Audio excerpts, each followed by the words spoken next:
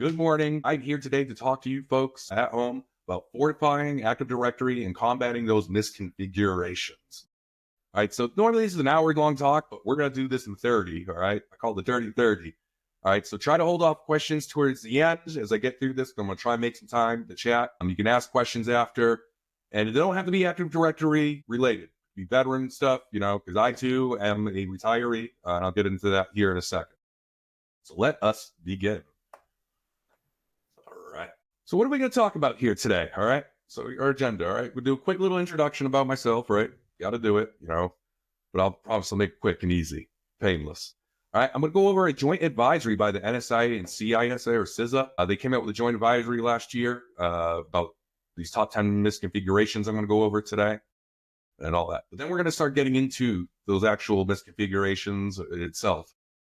So we're going to start with default configurations of software and applications, improper separation of user administrative privileges, insufficient internal network monitoring, lack of network segmentation. That's an interesting one. You'll hear my hot take on it all. Nancy, hey, good morning. Thank you for coming out. You're an animal. Let's see, third time listening to this. Next, we'll cover poor patch management, bypass of system access controls, ECA or misconfigured MFA. That's a fun one. We'll then go over insufficient ACLs or access control lists on network shares and services, or credential hygiene, unrestricted code execution.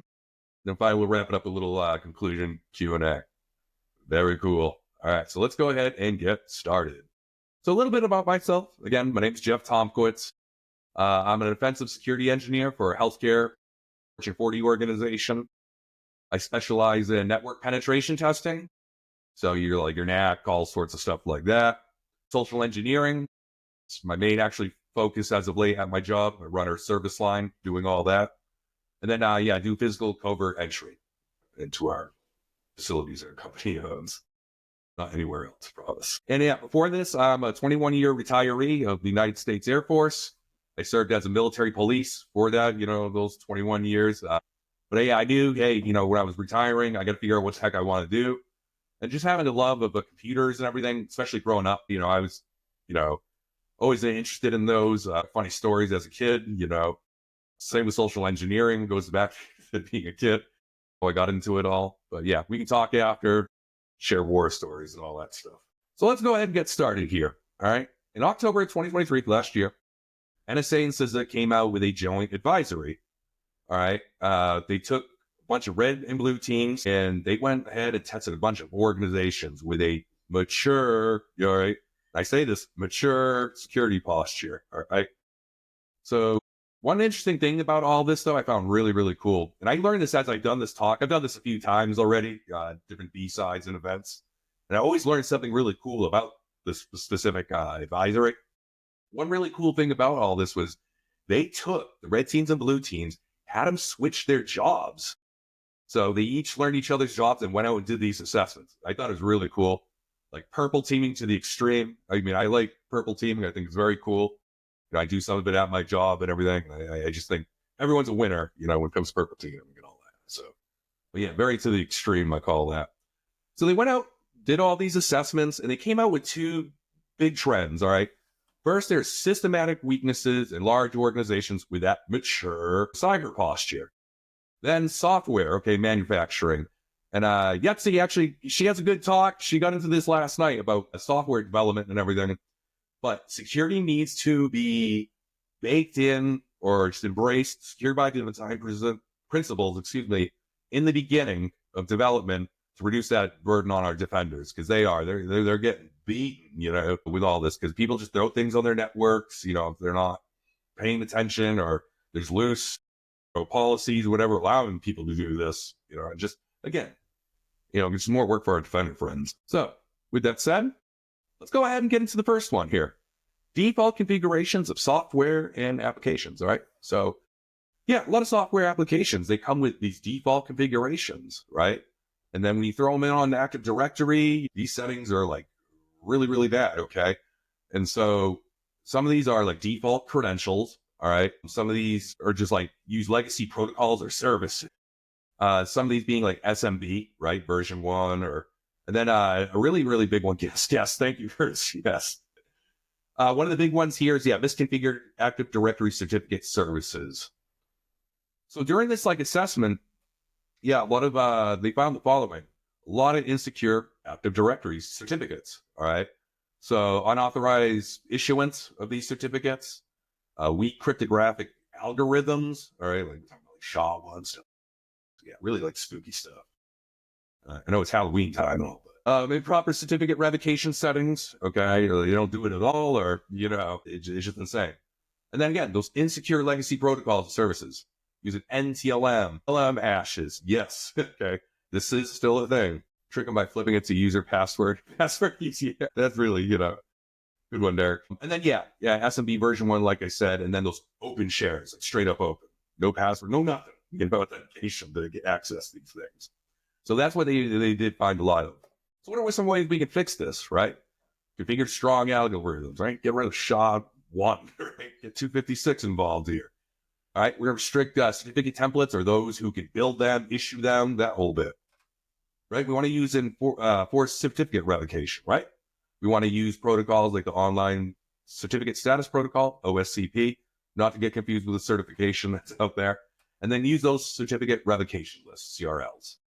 And then let's say we have, we have certificate servers, right, that issue these certificates. We want to isolate those into other areas of our, use that network isolation, which I'm going to get into here, number 4. We also then want to disable our legacy protocols and services, right? Get rid of NGLM, right? Remove those LM hashes as well. And this can be done in group policy, all sorts of stuff. And then obviously use secure SMB versions, right? We got 2, 3, use those and configure them the right way. Just so, people just can't access those servers and take whatever. So let's get into number 2, improper separation of user administrative privileges. So we want to, before I get into this all, we want to talk about the principle of least privilege, right? This just states that users, systems should only get the permissions they need to do their job and their job only. That's it. No more. Okay. Wouldn't say less because money could do their job. Some, things that are privilege assignment pitfalls, excessive privileges, right? And this can accidentally happen, right? You're working at a company for years, you're moving sections, you're a company man or woman, right? And, things happen, mistakes happen where you go to another section and they don't fix your accesses and all, and you get more. And over time, it's access creep or, permission creep. Shared accounts. Yes, this is a thing.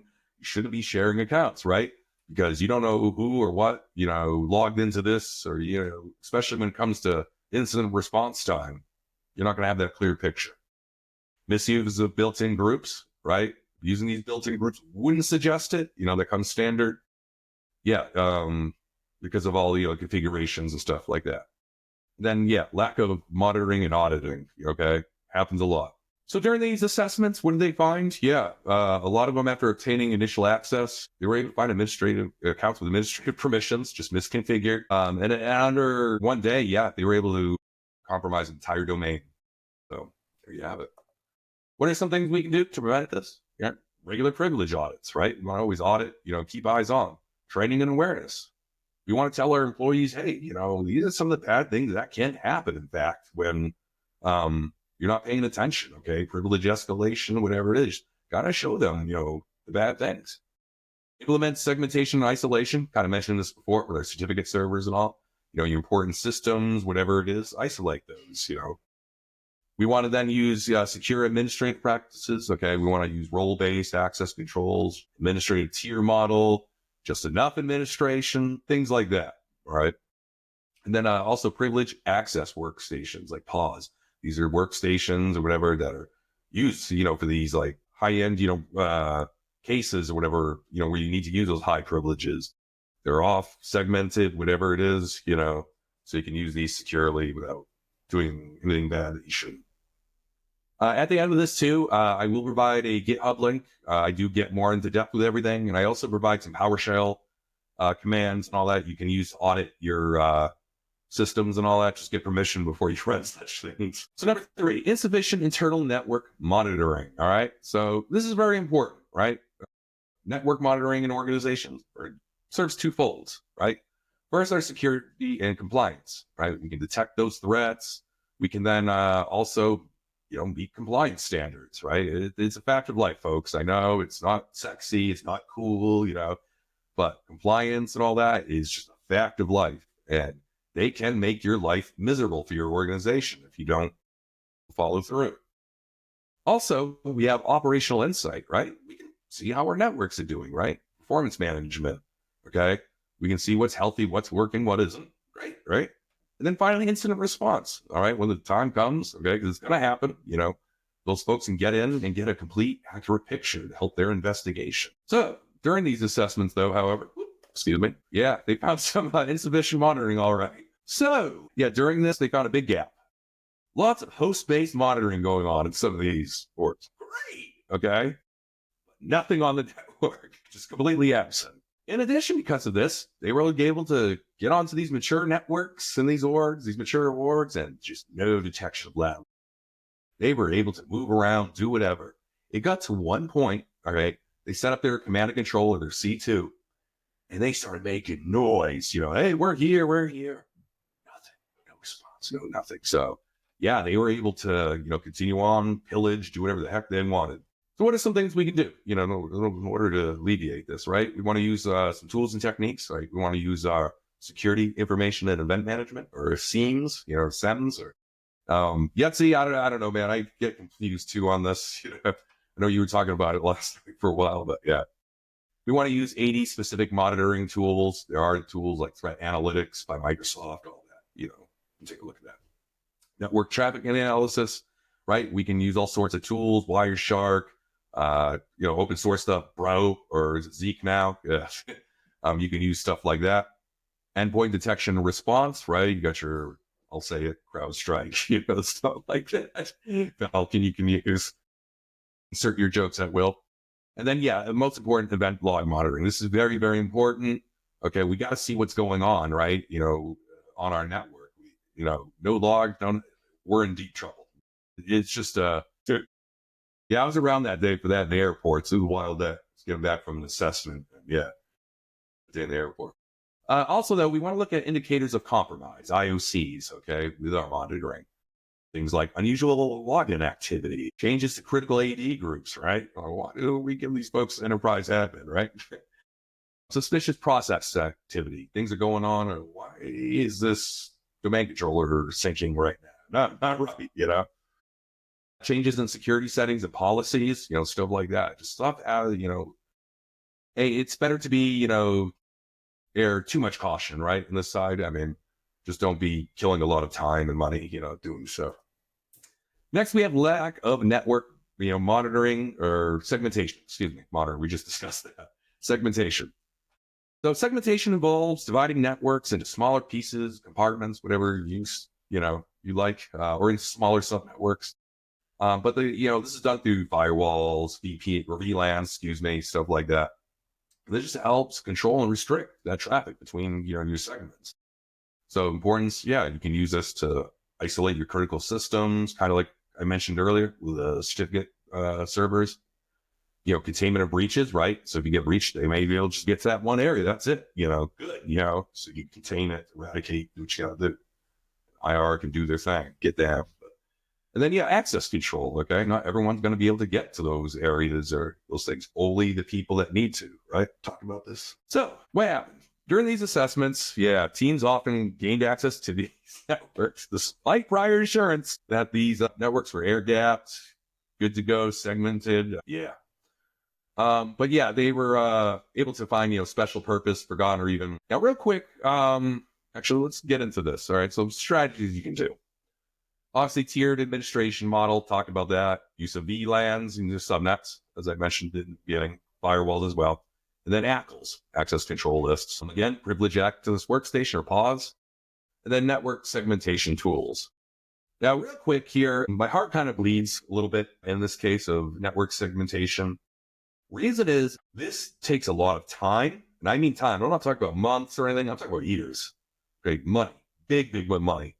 And then the right personnel, architects, all that, and finding those right time and money, right? Those right architects and all.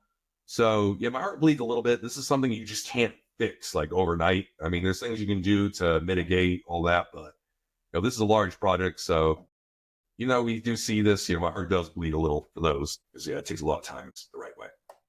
All right. Next, we have poor patch management. All right. So lack of patch management, okay, can have a lot of effects. Security vulnerabilities, right? We have our exploitation. If they're running, outdated software and all that, systems, which can lead to malware, ransomware, but later on, right? It's a gift that keeps on giving. We have operational issues, right? System instability, right? You're running old software and all, you can crash, not only that system, but others possibly. Compliance risks, right? If auditors, all of them are coming through and you check for this, you're running old stuff, you're not going to, get your certification, whatever it is you need, all right? Some examples of, exploitation and all that, Eternal Blue. It's infamous for a lot of us that are in offensive security or just cyber in general. I mean, there's Darknet Diary episodes, you name it, all this. Then we have Zero Login, another one there. So during this assessment, teams were able to observe organizations using unsupported Windows OS systems, updated stuff, with MS 17010, right? Just mentioned it, Eternal Blue. Yes, this is still being found, okay? And then obviously MS-0867, which is another remote code execution vulnerability. So the best practices, do that patch management, all right? There are tools out there, especially if you're at enterprise level, that can push out these updates and all. You want to automate this patch development, right? Build it up and you obviously test it, validate it, that it works and everything. Because we've all known some hiccups that happen. I won't make too many jokes, but you want to make sure this works, and also make sure you can roll it back as well. Okay. If things do happen. Security baseline and management. All right. We want to build those baselines and configure everything correctly with this patch management. And then obviously we want to monitor and report. You're going to see this over and over and over again. Monitor and reporting. Okay. Because all those auditors and compliance folks love it. Okay. So much. We even have an auditor on our team. I love the guy together. Hey, Strata.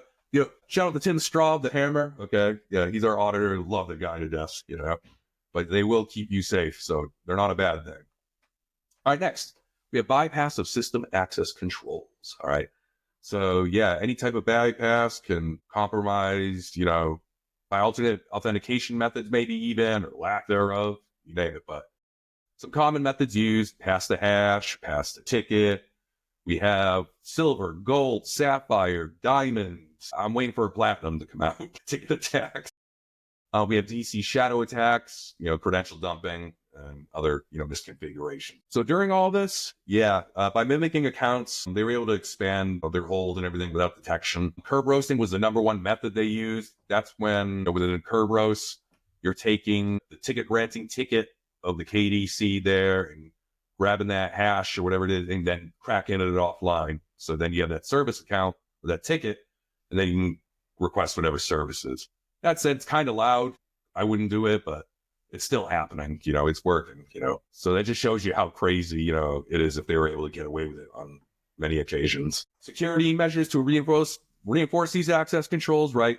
Least privilege, right? We really want, implement that least privilege, right? Use strong authentication methods, update patch your systems, monitor and audit, right? We want to restrict that credential use, right? Not everyone should be able to, share these accounts, like I mentioned before. Network segmentation, it's bad, baby. Do it if you can. Regular audits and, penetration testing, right? I know a lot of standards and compliance, that's yearly penetration testing, all that. It's got to happen. Then, deploy that endpoint protection. Make sure, though, you get some monitoring on your networks, too. Just not your hosts. All right, so MFA, we have that next here. Importance of MFA, right? Provides multiple forms of verification or another piece, right, to that. All right, you can mitigate a lot of common attacks, social engineering, credential stuffing, pass the hash. Because, we can have that hash, cool, and we can try and pass it, but we don't have that MFA. We're going to watch a man ready to say, no way. So obviously, too, all right, compliance and standards, regulatory requirements, and then security standards. All right, you're gonna make those folks happy, like my man Tim. So during this assessment and all right, they were able to use they tried using a user's main credentials blocked by MFA. Cool. All right. That said, though, the team then turned around, did a little social engineering, and allowed convinced the users to provide the MFA code. So allow the team to complete their login attempt, and then they had access. So I'm actually doing an engagement here soon, doing all this type of stuff. So what are some things we can do? right? We can train our employees on social engineering tactics such as phishing, select appropriate MFA methods, right? Just because we have MFA, we want to make sure it's configured and used the right way, right? Kind of walks me into, this next one. If you're going to use it across the organization if you can. If not, make sure it's on those important accounts, at least at a minimum. Regularly review and update those MFA configurations. Things change over time, right? Just can't do it, forget it, and leave it. No go. All right, got to make sure you can integrate it with existing systems, right? Because that's the thing too. A lot of people run old equipment and stuff, okay? Whatever crazy reasons, money or just, I don't know. People have that cult mentality with Windows XP. All right, we then want to monitor, report all that, make our compliance and friends all happy. So then we have insufficient ACLs or on network shares and services. So yeah, access control lists, right? What does that do? All right, an Active Directory. All right, so it can control what we can do, who can get access to what, whatever it may be. And we do this through access control entries, right, within that ACL.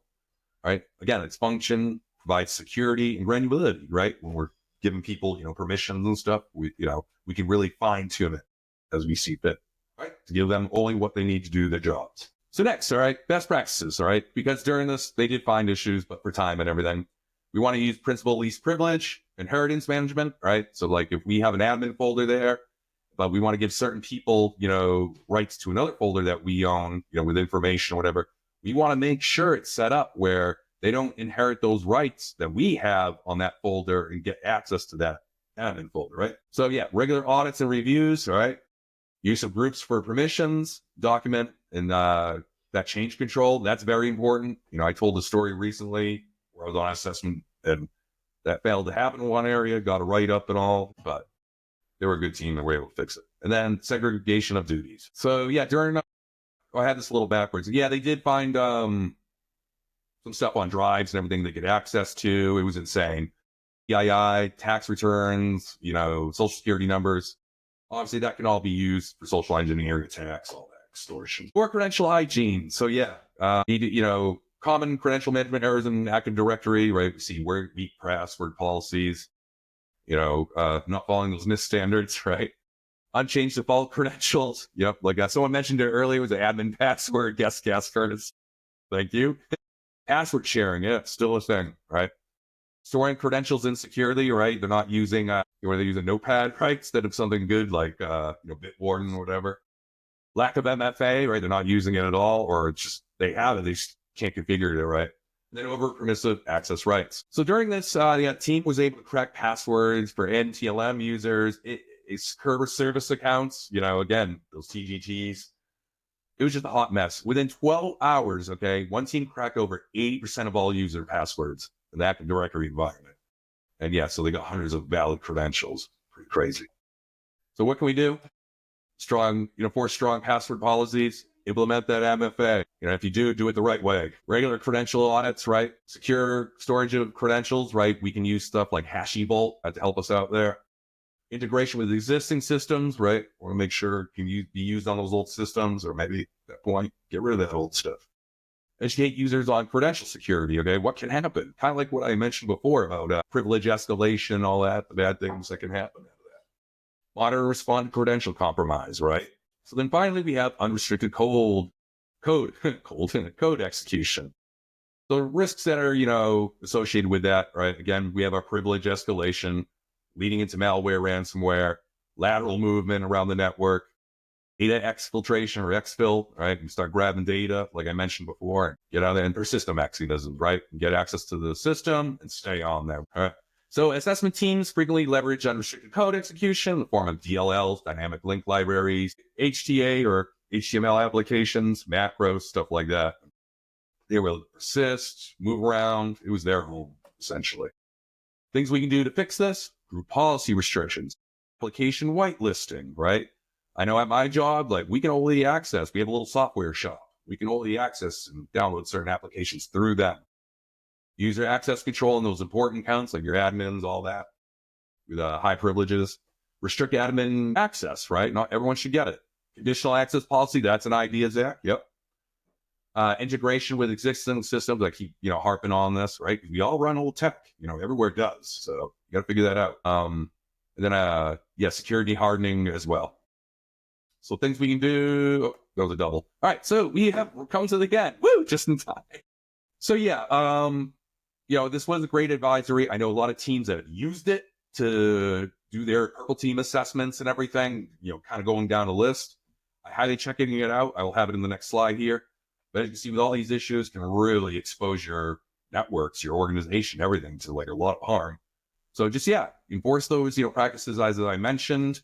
And then, the biggest two keys, though, are your proactive management and continuous monitoring. That's going to, keep, that's going to CYA, all right, cover everybody there in your organizations. That said, got some resources. Obviously, we got the advisory there, check it out. Microsoft, obviously, got to get some information out of there. And then finally, my GitHub, all right, go on there, check it out. I get in depth more with all 10 here. I provide, PowerShell, stuff, commands you can run and all. Again, get permission before doing that. Just don't be running stuff, trust me. And that brings me to the end. Thank you, everybody. I wish I had time for questions and all, but yeah, again, this was like an hour talk crammed into 30 minutes. Please reach out to me. I'm around. Finishing up my VetSec. My application's good and all. I got to get access to the Slack now. I was part of that VetSec before Tom took over, essentially, straightened things out there and cleaned it all up with the access and all. So, but yeah, I'll be around there. Reach out to me. I'm on Discord. Look for me, the Ghost Face Killer. That's my little emblem there. The guy there. Look for me. Glad to answer any questions, especially my, veterans, especially getting out, all that. We'll talk with you because it doesn't seem like it's a lot. But getting out of the military and everything, it's woo, my first year and all. I thought it was going to be easy streak, but you go through, you do go through a lot and you need those shoulders to lean on and to know that you're not alone. You're definitely not alone. So Wu-Tang forever. Yeah. Actually, I'm a fan of that movie. I am a fan of Wu-Tang, obviously, but it was crazy. That movie, The Mystery of Chess Boxing. I used to watch tons of Kung Fu movies as a kid and all. So yeah, when Wu-Tang came out and all that, it was like, whoa, they watch movies like me, So they're really cool. I'm a, big fan of that film, The Mystery of Chess Boxing. So that's where that emblem comes from.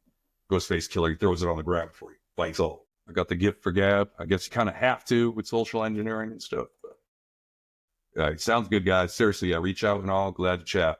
And just know, being a veteran and all, I was there too once, man. So cool. With that, I will let you all go. Everyone have a good day. Have a good weekend. Lots of good talks this afternoon. Seriously, pay attention to those, seriously. So cool. With that, I will let everybody be and I will take off.